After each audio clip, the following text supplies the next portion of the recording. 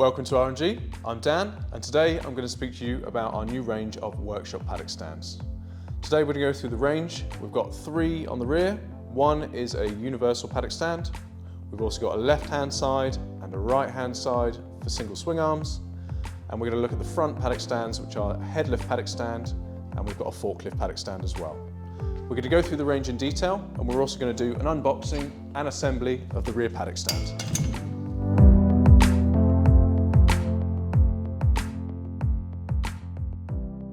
So, all the paddock stands come with these nice big chunky wheels, which are great over uneven ground.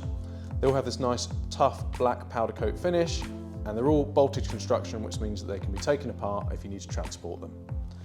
This rear universal paddock stand uses hooks, which are great for use with cotton reels if you have them. But if your bike doesn't have cotton reels or can't have them for some reason, then these L caps are also available, and that will lift most dual swing arm bikes.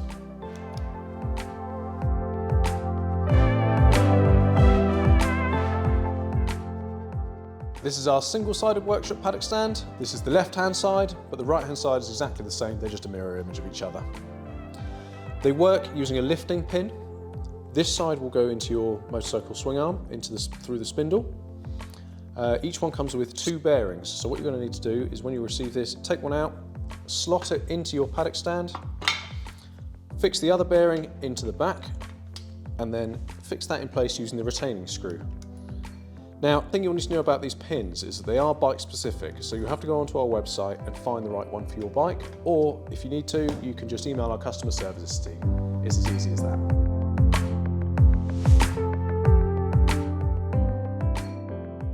This is our front workshop paddock stand. What it has is these universal hooks, which are adjustable.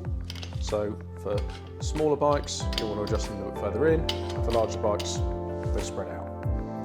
Now, these will rotate as you lift up your bike, and they'll sit underneath your forks, which means you can remove your front wheel and your brakes if you need to.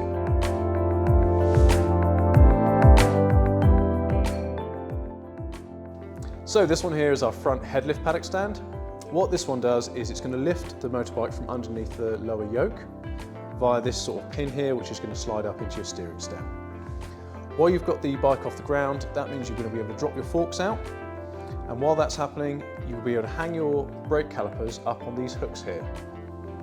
So this will make sure that your brake lines aren't damaged or stretched while you're working on the bike. Now, each of these paddock stands is going to come with a set of pins. These suit most motorbikes, but it may be that you need a special one. These are listed by diameter on www.rg-racing.com. So, now that you know all about the paddock stand range, we're going to go ahead and we're going to build one together. What you're going to find in the box is they're going to come in 3 main pieces. So we've got a handle, and we're going to have 2 pieces that come partially assembled, and these are the wheels. Just bear in mind that these are handed because we want the logo to be on the outside when we assemble the paddock stand. Here. The wheels come pre-assembled, but do make sure that they're nice and tight before using the paddock stand. There's also a small bag of bits here. We've got our paddock stand hooks, which we'll put in at the end, and 2 of these little plastic blobs. We're going to get 4 countersunk bolts, and we're going to get 4 tube finishing pieces here. Notice on the countersunk bolts, they come with a little bit of blue Loctite on them already, so you don't need to worry about them coming loose once they've been attached.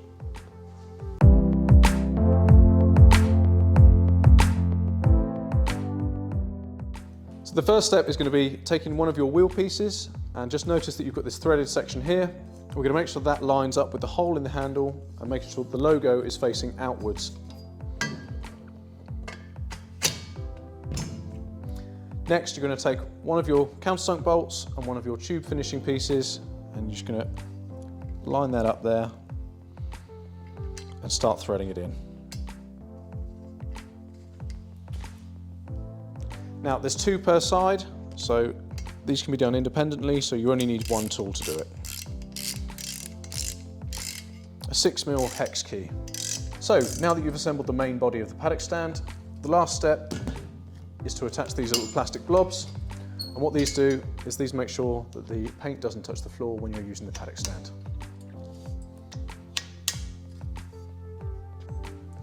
And finally, we're just going to take our paddock stand hooks. There's left and right hand side. So you're going to slot this section in, making sure that this black section is pointing upwards.